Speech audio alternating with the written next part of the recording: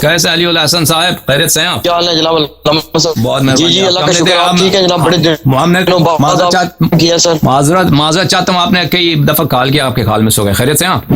ایک آپ سے گزارش کرنی ہے، اہل سنت کی موقف کی ترجمانی کرتے ہوئے جو عوام الناس ایک بات پائی جاتی ہے، کیونکہ آپ کی باتوں پر بھی اور باقی اشیاء علماء کی باتوں پر بھی بہت سے جو گھریلو قسم کے اہل سنت ہے نا، یا ان کا اہل بیت کے ساتھ کوئی بغض نہیں ہے، نہ وہ لوگ ناسبی ہیں، نہ ان کو دین مذہب کا زیادہ پتہ ہے۔ ایک عقلی سوال وہ یہ کرتے ہیں، وہ کہتے ہیں جی کہ شیعہ حضرات ایک حضرت مولا علی علیہ السلام کے متعلق عقیدہ رکھتے ہیں، بلکہ وہ کیا رکھتے ہیں؟ سنی رکھتے ہیں، بلکہ ساری کائنات رکھتی ہے کہ اس کائنات میں جو بہادر ترین ہستی ہے وہ حضرت مولا علی علیہ السلام ہے۔ اور بہادری کہتا ہے، اس سے آپ متفق ہے نا؟ جی بہادر ہے۔ وہ سوال تو آپ نے پہلے کیا تھا نا، اس کا جواب ہم نے دیا تھا۔ یہی سوال آپ نے پہلے کیا تھا، اس کا جواب ہم نے دیا تھا تفصیل کے ساتھ۔ نہیں وہ آپ نے دیا تھا وہ، لیکن ہم وہاں پہ جب نا علامہ ملک صاحب سے تھے نا، انجینئر محمد علی صاحب ایک جوان تھے، تو انہوں نے ایک بات انجینئر صاحب کیے تھے نا نجل البلاغہ کے حوالے سے، تو وہ ڈسکشن کے درمیان میں وہ چیزیں آگے ملک صاحب اس کے جوابات دے چکے تھے۔ انہوں نے کہا جی میں تو جواب چکا، لیکن اس نوجوان نے بات کی، اس پہ پھر کافی گرما گرم صورتحال ہو گئی۔ اس نے کہا ہے کہ جو آپ حضرات، میں اس کو مزید ریفائن کر دیتا ہوں نا، کہ حضرت مولا علی علیہ السلام ایک ایسی شخصیت ہیں کہ جن پر بہادری پر لیڈی پر انسانیت کا اجماع ہے۔ انہوں نے یہ کہا جی کہ آپ دوسری طرف حضرت مولا علی کو مشکل کشا مانتے ہیں، اور سنت کی بھی غالب اکثریت حضرت مولا علی علیہ السلام کو یا علی مدد اور مشکل کشا مانتی ہے۔ تو سوال یہ ہے کہ جب آپ ایک پکچر اس قسم کی پیش کرتے ہیں حضرت مولا علی علیہ السلام، یہ بات ایک شعور رکھنے والا شخص کیسے قبول کرے؟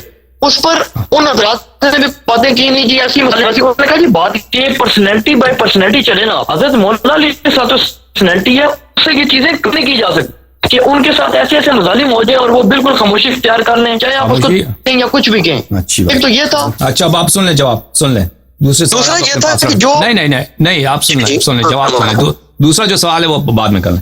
اس سوال کا جواب آپ نے پہلے کیا تھا، ہم نے سوال کا جواب دیا تھا آپ کی خدمت میں، اور اس سوال کے بالکل آپ نے دیا تھا جو آپ کے کتب سے اور اپنے کتب سے، آپ کے کتب کی روح سے ہم نے ذکر کیا تھا کہ آپ کے مذہب میں یہی ہے کہ خلیفہ اگر ظالم بھی ہو، چاہے شیطان بھی ہو، اس کے خلاف آپ نے طاعت کرنی ہے، وہ آپ پہ ظلم بھی کرے آپ طاعت کریں۔ تو آپ لوگوں کو یہ حق نہیں پہنچتا جب آپ کا اپنا یہ احادیث ایک نہیں دو نہیں متواتر ہیں اور آپ کے پاس صحیح ہے کہ اللہ کے رسول صلی اللہ علیہ وسلم کا فرمان ہے کہ خلیفہ فاسق فاجر ہو، ظلم بھی آپ پہ کرے، آپ اس کی طاعت کریں، تو آپ کو یہ حق نہیں پہنچتا کہ پوچھیں کہ وہ انہوں نے بھائی اب ان پہ ظلم ہوا تو وہاں پہ انہوں نے جو ہے تلوار کیوں نہیں اٹھایا، ٹھیک ہے نا، آپ کو یہ حق نہیں پہنچتا۔ مثلا آپ کو کیا حق پہنچتا ہے کہ مجھے کہیں کہ وہ مکے میں شراب تو بہت ہے کہ رسول اللہ صلی اللہ علیہ وسلم شراب کیوں نہیں پیتے تھے؟ بھائی یہ سوال ہی غلط ہے۔ جب وہ شراب شریعت میں حرام ہے تو آپ یہ کیسے کوئی اعتراض کر سکتا ہے کہ وہ شراب کیوں نہیں پیتے تھے؟ شراب اگر کوئی یہ کہتا ہے کہ اعتراض کرے کہ رسول پاک صلی اللہ علیہ وسلم کیوں شراب نہیں پیتے تھے، تو وہ کافر آدمی ہوگا، کوئی مسلمان تو نہیں ہوگا۔ کوئی یہ اعتراض کرے کہ آپ جی امیر المومنین علیہ السلام نماز کیوں پڑھتے تھے، نماز کیوں ترک انہوں نے نہیں کیا، بھائی یہ غلط بات ہے، ترک نماز حرام ہے،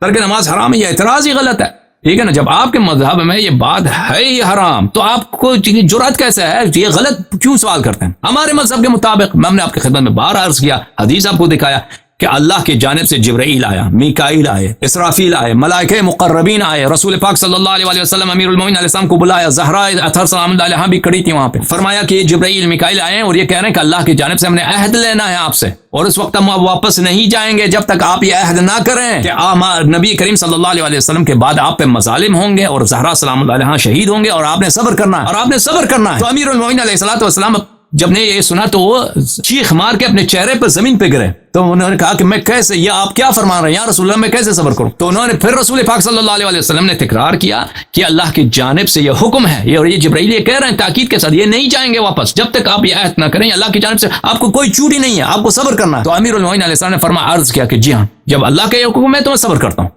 تو ٹھیک ہے۔ اب آپ کہتے ہیں نوجوان کو یہ سمجھ نہیں آتا، تو میرا کیا قصور ہے؟ میرا یہ جب اتنا واضح ہے کہ اللہ کی جانب سے حکم ہے، آپ کے مذہب میں حکم یہ ہے کہ خلیفہ فاسق بھی ہو تو صبر کرو، ہمارے مذہب میں یہ ہے کہ اللہ کی جانب میں خاص امیر المومنین علیہ الصلوۃ والسلام کے لیے جبرائیل میکائیل عہد لے کے گئے تھے اللہ کی جانب سے کہ آپ نے صبر کرنا۔ تو آپ کہتے ہیں پھر نوجوانوں کو نہیں سمجھ آتی، کیوں نہیں سمجھ آتی؟ سب کو سمجھ آتی ہے، آپ کو بھی سمجھ آتی ہے، لیکن آپ توجہ نہیں کرتے، اور آپ کہتے ہیں کہ اور آپ انہی سوال کو دوبارہ دہراتے ہیں۔ دوسری بات، ہم نہیں کہتے کہ امیر المومنین علیہ السلام نے خاموشی اختیار کی ہے، کہاں کس نے خاموشی اختیار کی؟ وہ صرف انہوں نے تلوار نہیں اٹھایا، لیکن خاموشی کی بات غلط ہے. میں نے آپ کو خود وہ خطبہ دکھایا، خطبہ طالوتیہ دکھایا، اور بھی بہت سارے ان کے مناظرات ہیں، ان کے کلام ہیں جن میں انہوں نے اپنا حق بیان کیا ہے اور اپنی مظلومیت بیان کی ہے اور غصب خلافت بیان فرمایا. مختلف کتب میں موجود ہیں ہمارے ہاں، اور بعض تو آپ کے کتب میں بھی موجود ہیں. تو یہ کہنا کہ انہوں نے خاموشی اختیار کی، یہ بھی غلط فقرہ ہے، کیونکہ خاموشی سے مراد یہ ہے کہ کچھ بولے بھی نہیں نا. انہوں نے وعدہ کیا تھا تلوار نہ اٹھانے کا، تلوار نہیں اٹھایا، لیکن وہ خاموش نہیں رہے. ٹھیک ہے نا بھائی؟ اب مزید بات کریں بھائی، میں آپ کی خدمت میں ہوں. علی حسن صاحب دوسرا سوال. خطبہ طالوتیہ پہ تو میں عرض کر رہا ہوں، سر آواز آ رہی ہے آپ کو؟ جی. خطبہ طالوتیہ جو آپ نے فرمایا نا، اس کے اوپر چیزیں انہوں نے ویڈیو بنائی ہے کہ یہ خطبہ ضعیف ہے. خطبہ کون کہتا ہے ضعیف ہے؟ جب خود یہ ویڈیو بنی ہے، میں آپ کو لنک بھی بھیج دوں گا، مفتی صاحب کے شاگرد نے بنائی ہے. وہ دیکھیں عزیزو، وہ مفتی صاحب کے شاگرد جو ہیں، وہ میں اس کا جواب ابھی دیتا ہوں، ایک منٹ آپ سنیے. دیکھیں خطبہ طالوتیہ کے متعلق یہ میں ایک دفعہ آپ کی خدمت میں عرض کروں، یہ مفتی اسحاق کے شاگرد جو ہے نا، یہ کس پہ اتکا کرتے ہیں؟ یہ اتکا کرتے ہیں مرآت العقول، علامہ مجلسی رحمۃ اللہ علیہ کی جو کتاب ہے، اس میں علامہ مجلسی رحمۃ اللہ علیہ نے اس میں مختلف خطبوں کے متعلق انہوں نے لکھا ہے کہ یہ خطبہ، یہ حدیث ضعیف ہے، یہ حدیث صحیح ہے، یا یہ فلاں ہے یا فلاں ہے. عزیزو، یہ اس اقوال پہ علامہ مجلسی کا خود بھی اعتماد نہیں ہے، علامہ مجلسی کا خود بھی اعتماد نہیں ہے، اور وہ خود فرماتے ہیں کہ یہ میں نے مشہور کے قول کے مطابق ذکر کیا ہے. جو دیکھیں شروع میں تو شیعہ علماء میں تو یہ تھی نہیں نا، یہ شروع میں کہ یہ حدیث کیا ہے، یہ حدیث صحیح ہے، یہ حدیث حسن ہے، یہ حدیث ضعیف ہے، اس طرح نہیں تھے. حدیث یا تو صحیح ہے یا ضعیف ہے، اس طرح کی تقویم نہیں تھی. اور اس بنا پر کہ سند میں کون ہے، کوئی اگر مجہول ہے تو اس حدیث کو ضعیف قرار دیا جائے، یہ تو ہوتے ہی نہیں ہمارے پاس، کیونکہ اسانید ہمارے پاس سب کے سب پکے اور سچے ہیں، اور سب احادیث میں جو افراد ہیں مشائخ اجازت ہیں، اور مشائخ اجازت کی اس میں کوئی ہوتی ہے کیونکہ وہ اپنے حفظ سے بیان نہیں کرتے. ابھی جیسے میں کتاب کلینی سے نقل کرتا ہوں نا، یہ آپ سب بالتواتر معلوم ہے کہ یہ کتاب کلینی کی ہے، یا مثلا میں کتاب مسلم سے نقل کرتا ہوں نا، مسلم سے.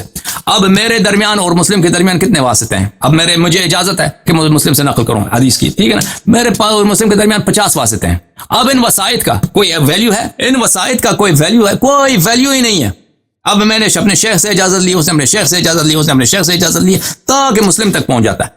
اب میں مسلم سے جو روایت کرتا ہوں، میرے مشائخ چاہے ضعیف ہوں، میرے مشائخ میں مجاہیل بھی ہوں، اس کی کوئی ویلیو ہے ہی نہیں ہے. کافی میں اور غیرہ میں جو وہاں پہ آپ کو کیوں کو پتہ نہیں ہے کہ شیعہ احادیث کی تاریخ کیا ہے. شیعہ احادیث کے مصنفین اصحاب ائمہ علیہم السلام ہیں، اس میں جو وسائط ہیں وہ مشائخ اجازت ہیں. ان میں اگر کوئی مجہول ہو تو اس سے سند پہ کوئی فرق نہیں پڑتا، کیونکہ جیسے مشائخ اجازت ہے ہمارے ہاں. یہ میں اختصار کے ساتھ نقل کرتا ہوں، یہ بات اس کی طویل ہے. یوں مجلسی صاحب کے وہ اقوال پہ کیا کرتے ہیں کہ اقوال پر وہ اعتماد کرتے ہیں آپ کے جو دوست ہیں. یہ کتاب ملاذ الاخیار فی فہم تہذیب الاخبار جزء اول، چاپ مجلسی رحمۃ اللہ علیہ، تالیف مجلسی رحمۃ اللہ علیہ، صفحہ نمبر 21. وانما اشرنا الى تلك الاصطلاحات لان لا نتعرض لحال رجال السلد جريا على طریقۃ الاصحاب.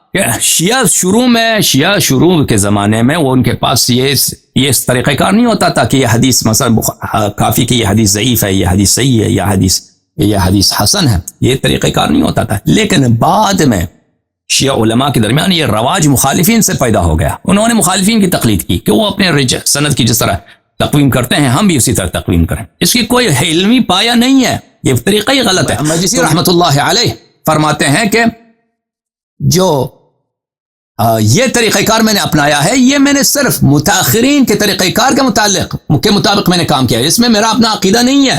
ملاحظہ فرمائیے، مرآت العقول فی شرح اخبار آل الرسول صلی اللہ علیہ وآلہ وسلم، چاپ دار الکتب الاسلامیہ، جزء اول، یہاں پر صفحہ نمبر 22 میں وخلاصۃ القول وفي ذلك والحق عندي في أن وجود الخبر في أمثال تلك الأصول المعتبرة مما يورث جواز العمل به. اگر حدیث اصول معتبرہ میں موجود ہے تو یہ حدیث صحیح ہے، ٹھیک ہے نا. اور ہمیں پتہ ہے کہ بخاری کے کلینی کافی کے سب احادیث جو انہوں نے خود شہادت دی ہے اپنے مقدمے میں کہ میں نے یہ سب احادیث آثار صحیحہ سے نقل کیا.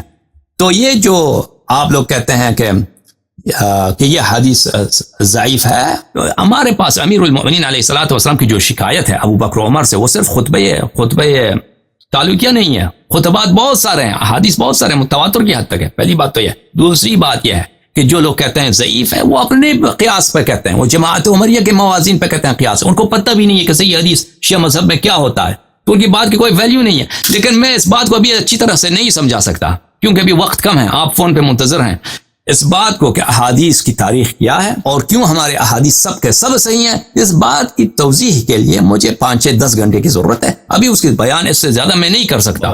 خلاصہ کلام یہ ہے کہ مجلسی نے خود جس نے خود مرآت العقول لکھا ہے، وہ خود مرآت العقول میں خود وہی کہتا ہے کہ یہ احادیث سب صحیح ہیں، البتہ جب تعارض پیدا ہوتا ہے احادیث میں تو صحیح اور اصح میں اصح کو مقدم کیا جاتا ہے۔